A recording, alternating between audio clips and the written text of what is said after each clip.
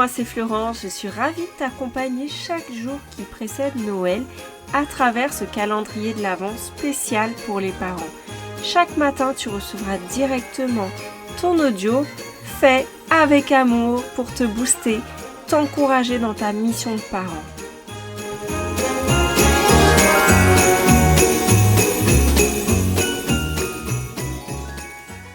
Oh, comme elle joue bien.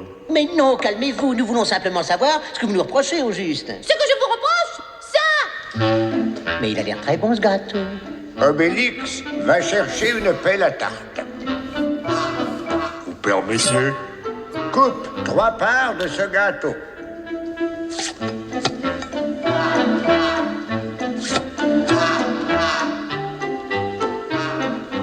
Trois parts, j'ai dit. Ah oui, 3 parts. Gourmand, va. Aujourd'hui, c'est le temps du partage. Et on voit bien dans cet extrait d'Astérix et Cléopâtre que la notion du partage n'est pas la même pour tout le monde. Noël, c'est un moment propice au partage. On s'offre des cadeaux, on partage du temps avec des gens qu'on aime, autour d'un repas agréable, dans une ambiance chaleureuse. Enfin, si t'as cette chance, voilà, c'est vraiment une valeur qui revient. Et les parents ont très à cœur de transmettre cette valeur à leur enfant dès le plus jeune âge. Allez, partage ton jouet. Il faut partager, c'est important. Et puis, il est plus petit que toi. Quand tu vas chez lui, tu joues bien avec ses jouets, non ? Tout ça est légitime de vouloir apprendre cette valeur à nos enfants. Sauf que souvent, nous le faisons de manière bien maladroite. On demande à notre enfant de partager ses jouets, sauf que, par exemple, le camarade n'a pas demandé. C'est contradictoire parce qu'on dit aussi à notre enfant qu'il faut demander pour avoir quelque chose. Oui, c'est important qu'il développe des habiletés sociales, tu me diras. Et tu as tout à fait raison de lui expliquer. Pour autant, rappelle-toi que c'est un enfant, que son cerveau il est encore immature et qu'il apprend aussi en nous voyant faire. Je te donne un exemple. Avec mes enfants, nous avons un jeu. Si tu me prends quelque chose dans la main sans me demander, je me cramponne à l'objet et là, je commence le combat de catch.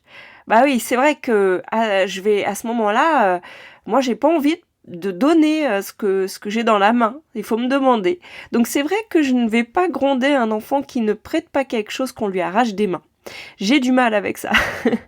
À ce moment-là, je préfère chercher les besoins de chacun, faire qu'il puisse trouver une solution.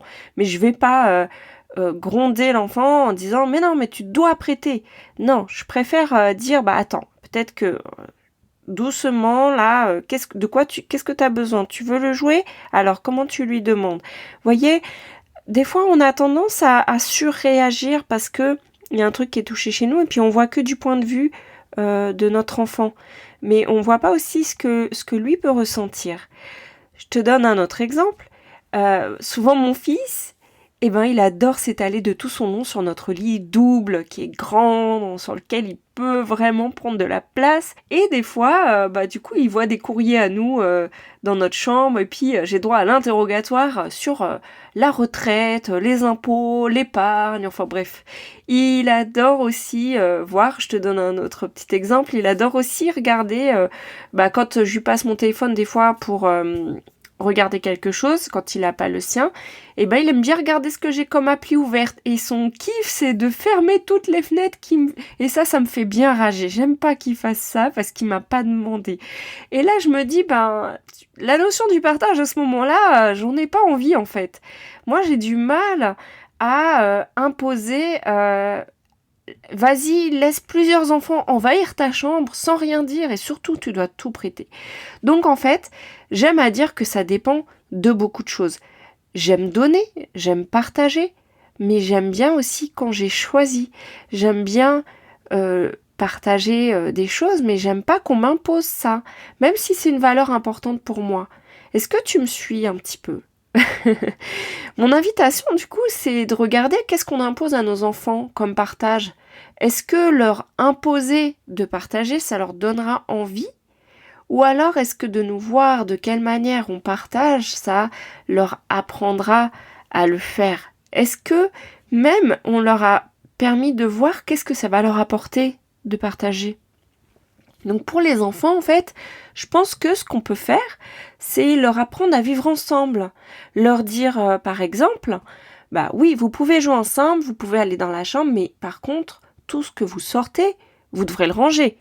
Et puis, si vous voulez le même jouet, bah c'est soit vous jouez ensemble, soit c'est chacun son tour.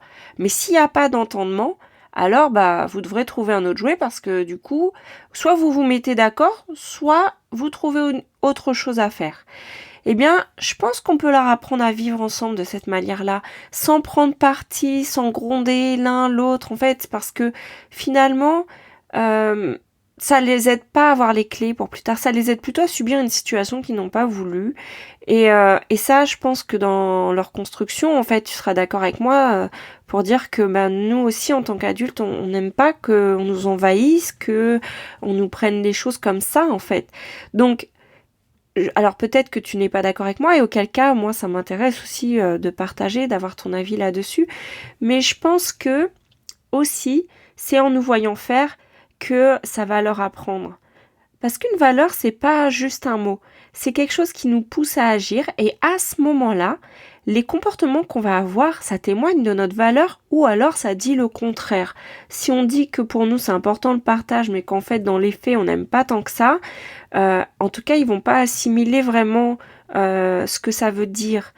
Donc montrons-leur en fait c'est quoi le partage, dans quel cas c'est ok, et peut-être aussi qu'en écoutant ce qu'ils ressentent, ça va les rendre beaucoup plus conciliants.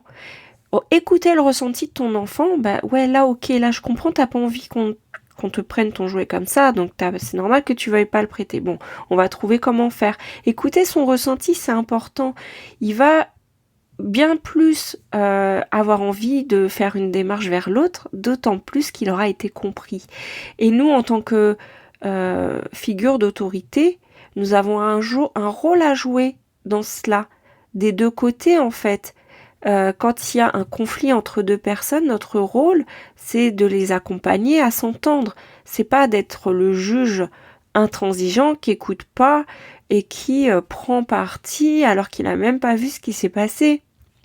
Donc voilà, j'espère que ça va te permettre en fait d'avancer dans cette réflexion du partage, et que pour cette période de Noël, justement, je t'invite à considérer que aussi le partage, c'est pas forcément donner la même chose à chacun. C'est aussi considérer le besoin en fonction de qui il est, de son âge, de son moment.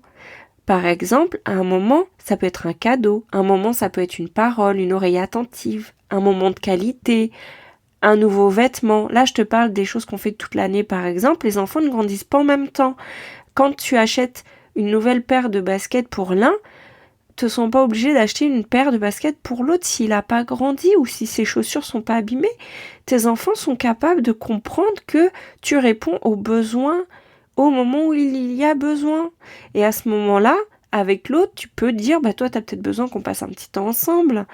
Voilà. Là, je t'invite vraiment à une réflexion, à voir un petit peu comment tu peux aborder la question du partage dans ta vie, et d'autant plus à cette période de Noël. Donc, ta mission pour penser à cela, c'est de préparer une recette avec tes enfants, un gâteau qu'ils aiment bien faire. Sinon, je te proposerai sous cet audio une petite recette, par exemple une recette de gâteau au chocolat ou des sablés à faire ensemble.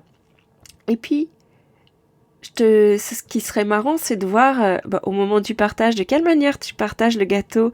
Moi, je sais que quand on est en famille, je fais, alors c'est mathématique, je coupe en 2, en 4, en 8, en 16, voilà, je fais les multiples, soit de 3, soit de 4, et du coup, chacun la même part. Sauf qu'il y a des fois, c'est intéressant de voir que quelqu'un te demande de la couper encore en 2, cette part, parce que lui, son besoin, c'est pas d'avoir la même part que les autres. Et puis il y en a qui vont se servir 2 fois. Donc tu vois, considère que chacun n'a pas le même besoin à un moment donné, et c'est aussi ok en fait. Et c'est d'ailleurs le travail que je fais en coaching. Lorsqu'un client me partage ses difficultés, en fait, je lui propose d'aller vraiment explorer ce qui compte pour lui, qu'est-ce qui est vraiment important, et on va explorer ensemble pourquoi il n'y arrive pas en fait. qu'est-ce qui se passe à l'intérieur de lui qui fait que ça bloque? Et en allant chercher au-delà de ce que l'on voit en surface, en fait, on va aller chercher vraiment quel est le besoin derrière qui n'est pas rempli et de quoi il a besoin. Est-ce que c'est la même chose que Pierre, Paul, Jacques? Est-ce que c'est la même chose que une autre famille? Pas forcément.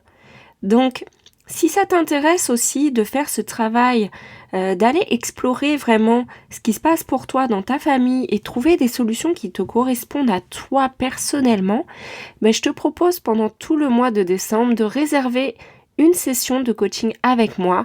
Je te l'offre avec grand plaisir parce que vraiment j'ai un rêve pour ta famille. Je rêve que tu puisses trouver la paix et la joie dans ta maison.